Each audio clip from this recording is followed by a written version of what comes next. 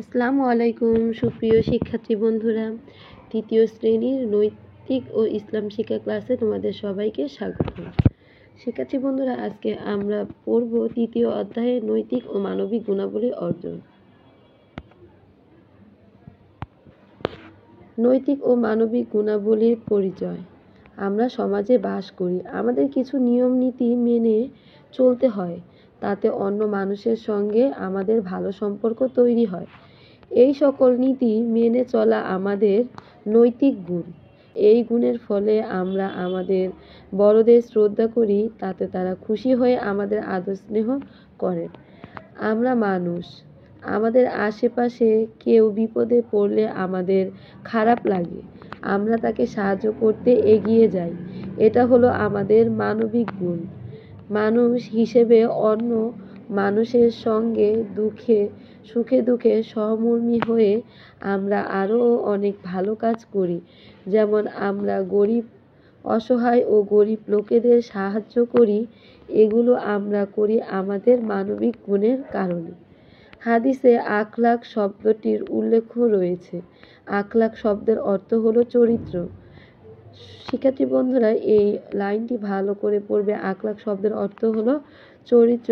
আখলাক দুই প্রকার। আখলাক কয় প্রকার? দুই প্রকার। কি কি? আখলাকে হামিদা ও আখলাকে জামিমা। আখলাকে হামিদা হলো প্রশংসনীয় চরিত্র, আর আখলাকে জামিমা হলো নিন্দনীয় চরিত্র।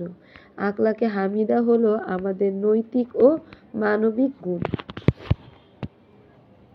এখানে দেখো, আমরা একটি চিত্র দেখতে পাচ্ছি। এখানে আখলাক, আখলাকে হামিদা, আখলাকে জামিমা। আখলাকে হামিদার উদাহরণ হলো সহমর্মিতা, উদারতা, দেশপ্রেম, সত্যবাদিতা, সততা, শ্রদ্ধা, পারস্পরিক শ্রদ্ধাবোধ, পরোপকার, ত্যাগের মনোভাব ইত্যাদি। আমরা সর্বদাই এই গুণগুলো অনুসরণ করব। তাহলে আমরা এই নৈতিক ও মানবিক গুণাবলীর পরিচয় থেকে আমরা কি শিখতে পারলাম? যে মানুষের সঙ্গে কিভাবে আমরা নৈতিক আচরণ করব, মানবিক যে আমাদের ভিতরে যে মানবিক গুণাবলীগুলো রয়েছে, এগুলো সম্বন্ধে আমরা এই অধ্যায় থেকে জানতে পারলাম। আর আখলাক শব্দের অর্থ কি? আখলাকে জামিমা কাকে বলে? আখলাকে হামিদা কাকে বলে? আখলাকে জামিমা অর্থ হলো প্রশংসনীয় চরিত্র, আর আখলাকে জামিমা হলো কি? নিন্দনীয় চরিত্র। আখলাকে হামিদা হলো আমাদের কি গুণ? নৈতিক ও মানবিক গুণ।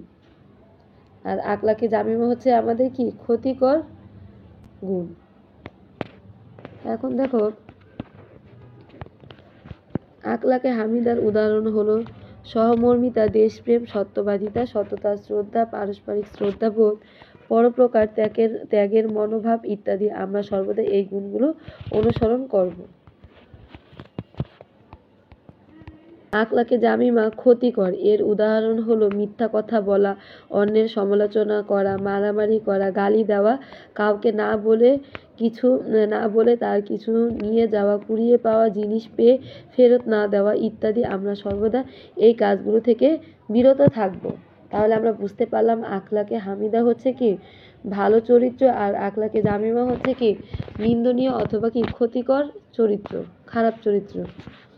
তাহলে আমরা, মহানবী সাল্লাল্লাহু বলেছেন, ইন্নামা বুইস্তু লিউতামিম্মা মাকারিমাল আখলাক, অর্থ আমি উত্তম চরিত্রকে পূর্ণতা দানের জন্য প্রেরিত হয়েছি। তাই আমরা উত্তম চরিত্র গঠনের জন্য সর্বদা চেষ্টা করি মহানবী সাল্লাল্লাহু আলাইহি ওয়াসাল্লামের এর আদর্শগুলো আমাদের জীবনে ধারণ করব। আব্বা আম্মার কথা শুনব, সহপাঠীদের সাহায্য করব, মেহমানদের সাথে সুন্দর ব্যবহার করব, মানুষের সেবা করব, জীবে দয়া করব, সব সময় সত্য কথা বলবো, সৎ পথে চলবো, মিথ্যা কথা বলবো না, পাপ কাজ করব না, সবাইকে কি করব? সালাম দিব। তাহলে মহানবী সাল্লাল্লাহু আলাইহি ওয়াসাল্লামের এই আদর্শগুলো আমরা আমাদের জীবনে কি করব? মেনে চলবো। এরপরে দেখো, পরবর্তীতে কি বলেছে? নৈতিক ও মানবিক গুণাবলী কি বলি ও তালিকা করি, কাজটি দুজনে মিলে করি। খ নম্বরে রয়েছে, দেখো এখানে একটি একটি ছক আর্ট করতে বলেছে, একটি ছক দিয়েছে। আর এই ছকের মধ্যে আমাদের এই নৈতিক ও মানবিক গুণাবলীগুলো কি কি সেগুলো এখানে তালিকা করে লিখতে বলেছে। আর খ নম্বরের ছকে বলেছে বাড়িতে নৈতিক ও মানবিক গুণাবলী অনুসরণ করে কি কি কাজ করি তা লিখি, কাজটি একা করি। মানে বাড়িতে আমরা কি নৈতিক মানবিক গুণাবলী অনুসরণ করি সেগুলো এখানে কি করতে বলেছে, লিখতে বলেছে। তাহলে আসো আমরা এগুলো নৈতিক ও মানবিক গুণাবলী কি কি। 1 নম্বরে হচ্ছে সহমর্মিতা, 2 নম্বর হচ্ছে উদারতা, 3 নম্বর হচ্ছে দেশপ্রেম, 4 নম্বরে আছে সত্যবাদিতা, 5 নম্বরে আছে সততা, 6 নম্বরে আছে শ্রদ্ধা, 7 নম্বর হলো পরোপকার, 8 নম্বরে আছে ত্যাগের মনোভাব। এগুলোই হচ্ছে আমাদের নৈতিক ও মানবিক গুণাবলী। এগুলো আমরা ছকের মধ্যে লিখে ফেলব। দেখো খ নম্বরে যে ছকটি রয়েছে,